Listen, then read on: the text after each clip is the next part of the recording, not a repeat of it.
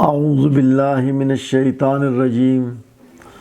بسم اللہ الرحمن الرحیم نحمدہ ونصلی علی رسولہ الکریم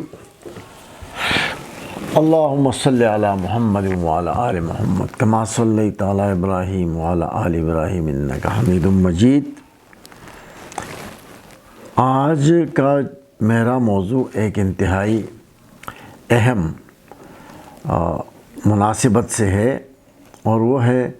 درود رسول پاک صلی اللہ علیہ وآلہ وسلم کی اہمیت۔ ہم جانتے ہیں کہ مسلمان رسول اللہ صلی اللہ علیہ وسلم پر مختلف اوقات میں درود بھیجتے ہیں اور اس حوالے سے ہمیں بہت ساری احادیث پیش کی جاتی ہیں۔ رسول پاک صلی اللہ علیہ وسلم کا مقام دین اسلام میں سب سے زیادہ اہم اور بنیادی ہے، اور یہ بتانے کی کوئی ضرورت ہی نہیں کہ جو پیغمبر ایک دین پر خاتم الانبیاء بن کر تشریف لائے، مبعوث ہوئے، اس حوالے سے اس شخصیت کی کیا حیثیت ہے، اس دین میں کیا مقام ہے، اس پر تو سیرت کی کتابیں بھری ہوئی ہیں۔ مختلف کتابیں اسی حوالے سے بڑی تفصیل سے ان موضوعات پر بات کرتی ہیں۔ میں یہ چاہوں گا کہ آج اس موضوع پر تھوڑی اپنے علم کے حوالے سے کچھ بات کرنے کی کوشش کروں، جسارت کروں۔ اللہ تعالیٰ مجھے اور آپ کو اور ہم سب کو اسی حوالے سے ہدایت عطا فرمائے اور صراط مستقیم پر چلنے کی توفیق عطا فرمائے۔ ہم سب جانتے ہیں کہ سورہ احزاب کی ایک آیت ہے، ان اللہ و ملائکتہ یصلون علی النبی یا ایھا الذین آمنوا صلوا علیہ وسلموا تسلیما۔ آپ صلی اللہ علیہ وسلم سے جب یہ پوچھا گیا کہ اس آیت کے حوالے سے، تو آپ نے فرمایا کہ تم کہا کرو اللہم صلی علی محمد وعلی آل محمد کما صلیت علی ابراہیم وعلی آل ابراہیم انک حمید مجید۔ اور جبرائیل علیہ السلام کے حوالے سے بھی ایک روایت ہے کہ جس میں آپ نے فرمایا کہ آپ نے آمین کہا، اور آمین کہنے کے 3 درجات تھے۔ اس میں ایک یہ بات بھی تھی کہ جو شخص مجھ پر میرے نام سننے کے بعد درود نہ پڑھے، اللہم صلی نہ کہے، وہ ہلاک ہو گیا یا ہلاک ہو جائے۔ اس میں تو دوسری کوئی بات نہیں کہ ہم درود کی محفل کریں، درود کو انفرادی طور پر، اجتماعی طور پر پڑھیں، ادائیگی کریں، لیکن درود کے حوالے سے کچھ ایسی جہتیں ہیں جن پر غور کرنے کی ضرورت ہے، کیونکہ اللہ سبحانہ وتعالیٰ کا فرمان ہے کہ مومن اللہ کی آیتوں پر اندھے اور بہرے ہو کر گر نہیں پڑتے، اور اس کا بنیادی مقصد یہی ہے کہ جو کچھ کہو اس کو سمجھو، اس پر غور کرو، اس پر تدبر کرو۔ تو جب ہم اس سورہ کا مطالعہ کرتے ہیں جس سورہ کے سیاق و سباق میں یہ آیت نازل ہوئی ہے، تو بھی بہت ساری باتیں سامنے آتی ہیں، ان پر بھی اسی گفتگو کے دوران بات کرنے کی کوشش کرتا ہوں تاکہ ہم اپنے درود کے زیادہ قریب آئیں، یہ درود ہمارے ذہنوں میں کھلے اور ہم اس سے رہنمائی حاصل کرنے کی کوشش کریں۔ تو سب سے پہلی بات جو ہمیں سمجھ میں آتی ہے وہ یہ ہے کہ سورہ احزاب ہے، سورہ احزاب۔ اور احزاب سورہ کیا ہے؟ اس میں ان فوجوں کا ذکر ہے جو مدینے کی طرف ایک انتہائی اقدام کرنے کے لیے، یعنی مدینے کو تباہ کرنے کے لیے امڈ آئی تھی، اور فوجوں کی تعداد تقریباً 10,000، اور مدینے میں کل آبادی تقریباً، یعنی کل وہ آبادی جو مقابلہ کر سکنے والی تھی تقریباً 1000 پلس 1200 1300۔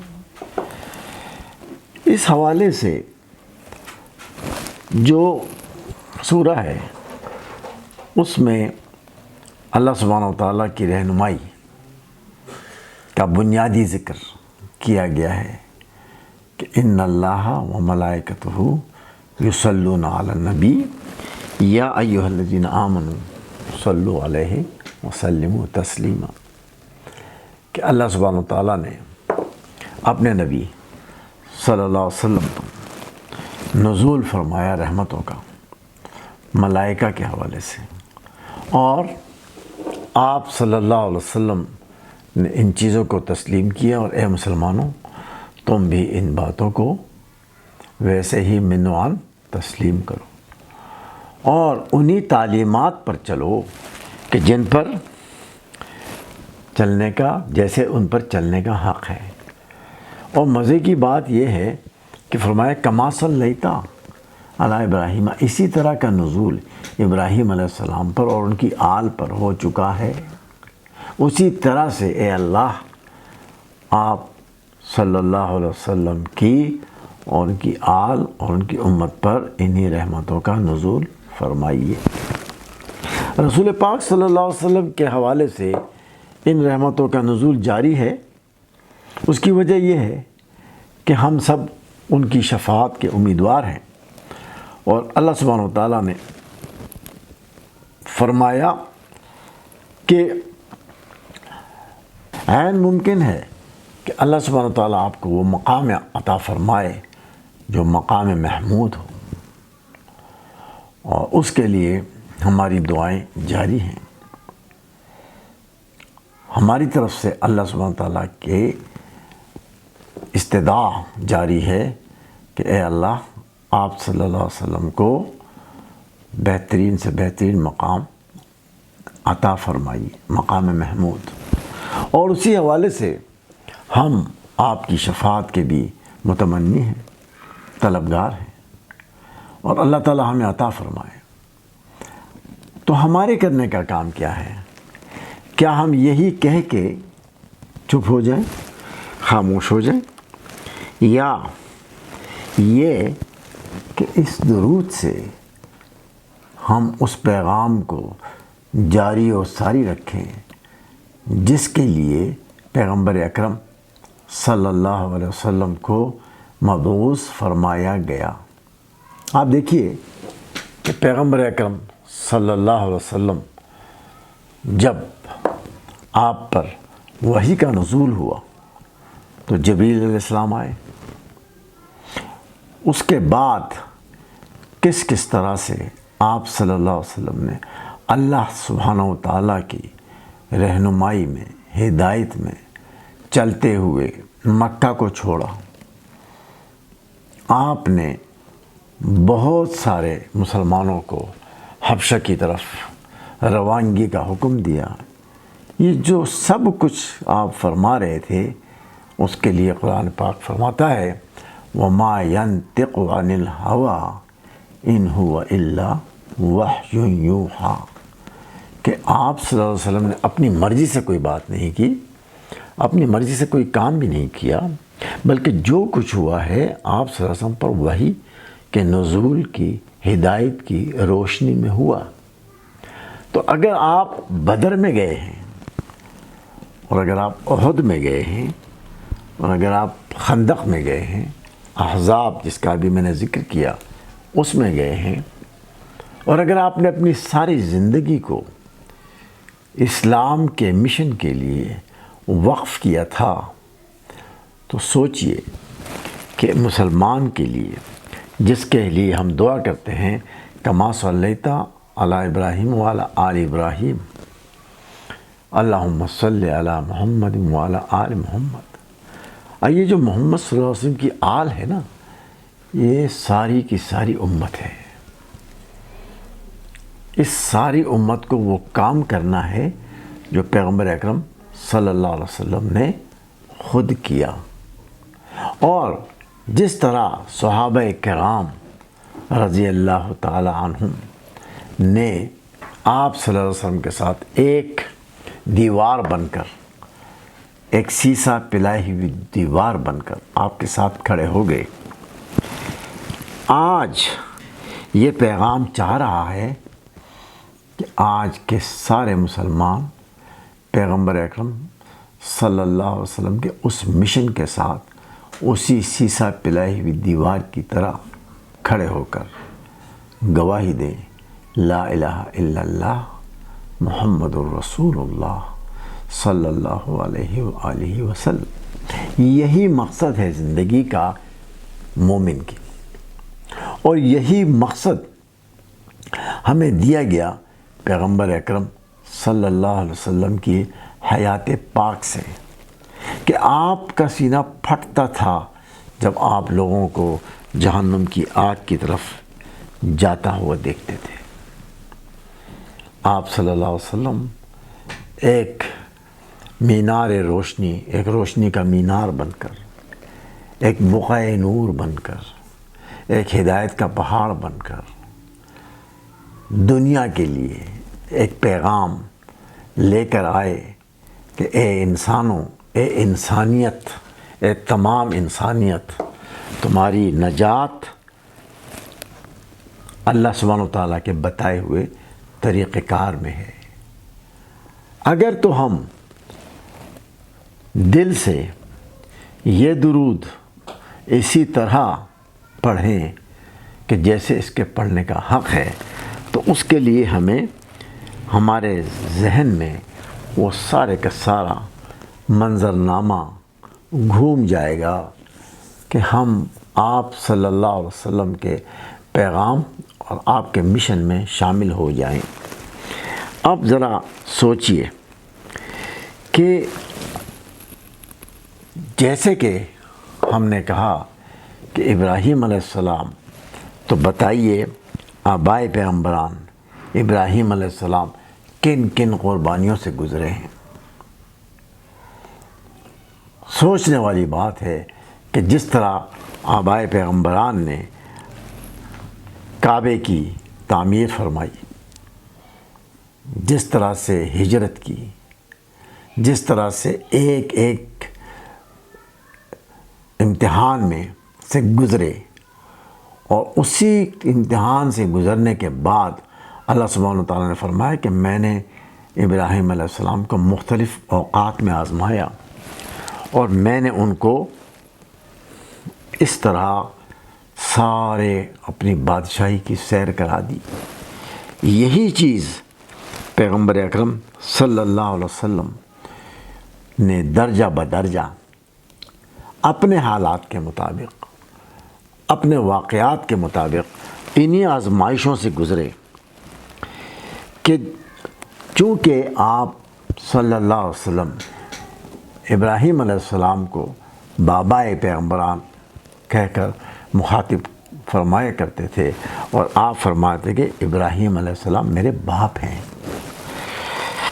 تو اس حوالے سے یہ فوکس بنتا ہے کہ ہم درود پاک صلی اللہ علیہ وسلم پر توجہ دیں، غور کریں کہ یہ درود ہمیں کیا درس دے رہا ہے، اس درود کا اصل مقصد کیا ہے، اور یہ کہ یہ صرف الفاظ نہیں ہے، یہ صرف لفاظی نہیں ہے، یہاں ہمارے سامنے نبی صلی اللہ علیہ وسلم کہ مشن کے دو حصے سامنے آتے ہیں. ایک نبوت والا، جو نبوت سے ہم سیکھ سکتے ہیں، جو اس سے ہم حاصل کر سکتے ہیں، وہ تو یہی ہے کہ اس پیغام کو ہم جہاں تک پہنچا سکیں ہم پہنچائیں اور پہنچانے کی کوشش کریں. ظاہر ہے نہ تو ہماری شخصیت پیغمبر اکرم صلی اللہ علیہ وسلم کی شخصیت میں ڈھل سکتی ہے، نہ ہم ان کے حوالے سے کی ہوئی قربانیوں کا کوئی حصہ لے سکتے ہیں، لیکن اس پیغام کو، اس مشن کو لے کر اپنی حد تک کوشش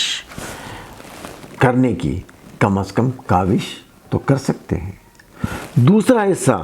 پیغمبر اکرم صلی اللہ علیہ وسلم کی بشریت کا ہے کہ آپ کیسے باپ تھے، کیسے شوہر تھے، کیسے تعلقات تھے آپ کے لوگوں کے ساتھ، اصحاب رسول صلی اللہ علیہ وسلم کے ساتھ آپ جنگ میں کس طرح آپ نے حصہ لیا. آپ نے نہ صرف بشریت کے حوالے سے یہ ثابت کیا کہ جو کچھ کیا جاتا ہے وہ حق اور صداقت کی گواہی اور گواہ بن کر کیا جاتا ہے. اب بتائیے، اگر کوئی ہم سے پوچھے کہ کیا آپ کے پیغمبر سچے تھے، تو ہم اس کی کیا گواہی دے سکتے ہیں؟ یہ کہہ دینا تو آسان ہے نا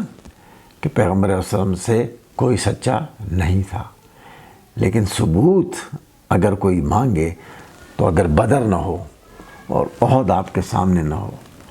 اور احزاب آپ کے سامنے نہ ہو تو آپ کیا کہہ سکتے ہیں؟ آپ کے سامنے کوئی واقعہ تو کوئی پیش کریں گے نا،